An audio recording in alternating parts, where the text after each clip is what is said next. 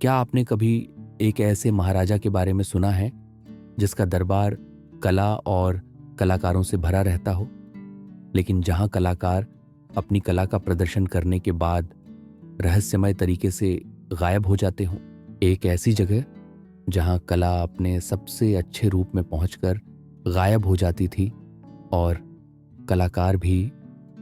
क्या महाराजा सचमुच उनकी कला को खा जाते थे या इसके पीछे कोई और गहरा राज था? यह कहानी है एक युवा बड्ढा बनने की चाहत रखने वाले कवि की, जिसने शोहरत नहीं बल्कि सच्चाई जानने के लिए इस रहस्यमय दरबार में कदम रखा। क्या वह इस अदृश्य पहेली को सुलझा पाएगा या खुद भी एक और गायब कलाकार बन जाएगा? पुराने समय के एक दूर दराज राज्य में महाराजा विक्रम राज करते थे।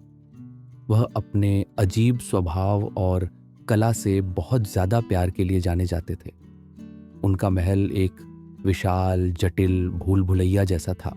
महाराजा ने एक शाही आदेश जारी किया जिसमें उन्होंने पूरे देश के सबसे अच्छे कलाकारों, संगीतकारों और नाचने वालों को अपने दरबार में कला का प्रदर्शन करने के लिए बुलाया।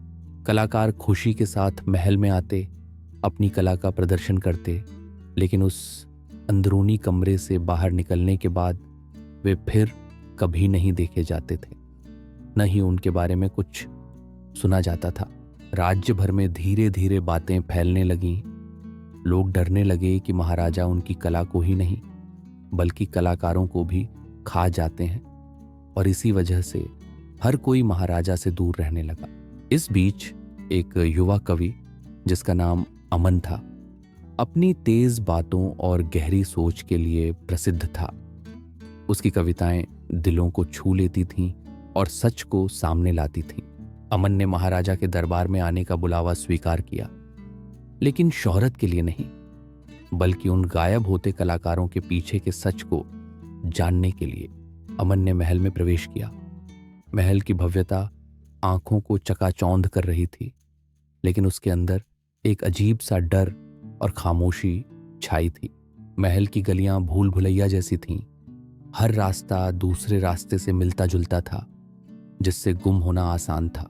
महल के कर्मचारी शांत थे, उनके चेहरों पर एक छिपा हुआ डर था।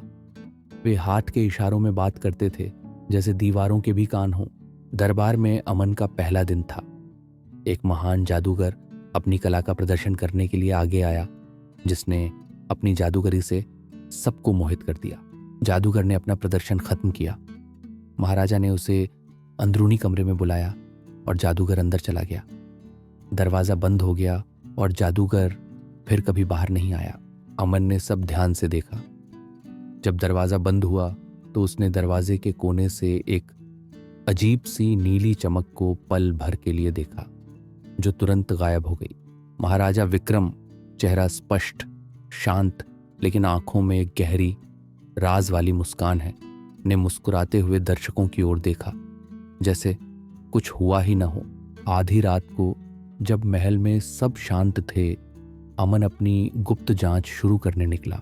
उसने कुछ दरबारियों से बात करने की कोशिश की, लेकिन वे डरते थे और सीधे जवाब नहीं देते थे, बस हाथ के इशारों में बात करते थे। अमन ने महल में गुप्त रास्ते और अजीब से प्रतीक ढूंढे जो उसकी कल्पना से भी परे थे। एक रात जब वह एक गुप्त रास्ते में था तो उसने एक सुरक्षाकर्मी को आते देखा और बाल बाल बचा। अगले दिन एक महान संगीतकार ने अपने संगीत से दरबार को मोहित कर दिया। उसका संगीत ऐसा था कि पत्थर भी पिघल जाए। संगीतकार का प्रदर्शन भी खत्म हुआ। महाराजा ने उसे अंदरूनी कमरे में बुलाया और वह भी जादूगर की तरह गायब हो गया। इस बार अमन ने दरवाजे के कोने से एक लाल चमक को पल भर के लिए देखा। उसे लगा कि यह पिछली बार की नीली चमक से अलग थी। अमन को एहसास हुआ कि यह केवल गायब होना नहीं था, हर कलाकार के साथ एक अलग रंग की चमक दिखती थी, एक पैटर्न उभर रहा था। उसने यह भी देखा कि महाराजा विक्रम को हर बार अलग अलग तरह की कला में दिलचस्पी थी और उन्हीं कलाकारों को बुलाया जाता था। अमन ने महल की लाइब्रेरी में एक पुरानी धूल भरी किताब ढूंढी जिसमें कला और रहस्यमय शक्तियों के बारे में लिखा था। किताब में प्राणकला नामक एक प्राचीन पूजा का जिक्र था जिसके द्वारा कला की आत्मा को अपने अंदर लिया जा सकता था।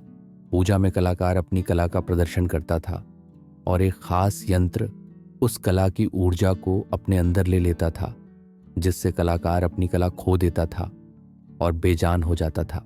कलाकार मरते नहीं थे, लेकिन उनकी कला की आत्मा निकल जाने के बाद वे साधारण इंसान बन जाते थे, अपनी प्रतिभा खो देते थे और उन्हें महल के गुप्त तहखानों में रखा जाता था।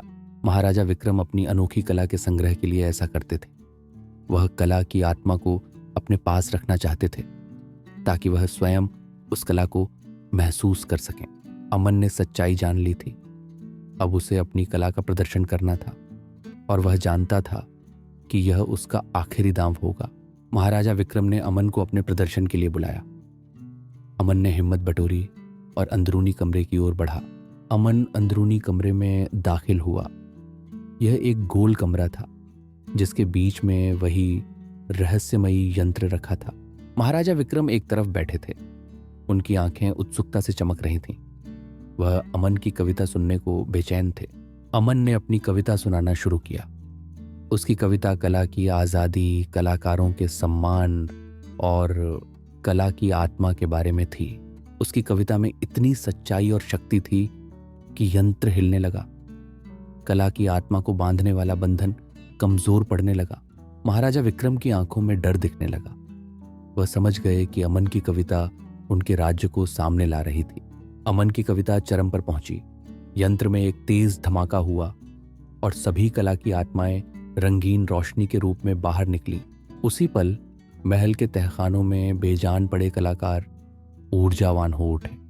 उनकी आंखों में फिर से प्रतिभा की चमक आ गई।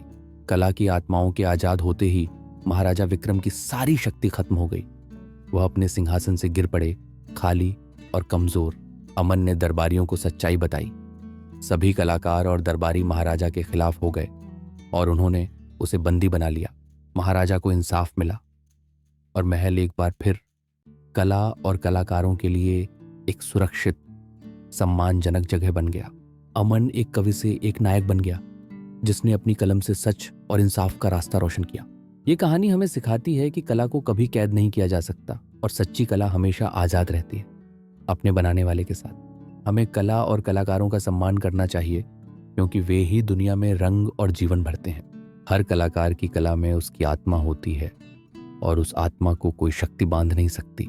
महाराजा विक्रम के दरबार के इस रहस्य को सुलझाने की हमारी यात्रा में साथ जुड़ने के लिए आपका हार्दिक धन्यवाद। ऐसी और रहस्यमय और प्रेरणा देने वाली कहानियों के लिए हमारे चैनल को सब्सक्राइब करें और आप इस कहानी के बारे में क्या सोचते हैं कमेंट करके ज़रूर बताएं। हम आपके साथ जुड़कर खुश होंगे। याद रखें, असली शक्ति केवल सिंहासन में नहीं बल्कि सच में, कला में और उसे आज़ादी देने में होती है।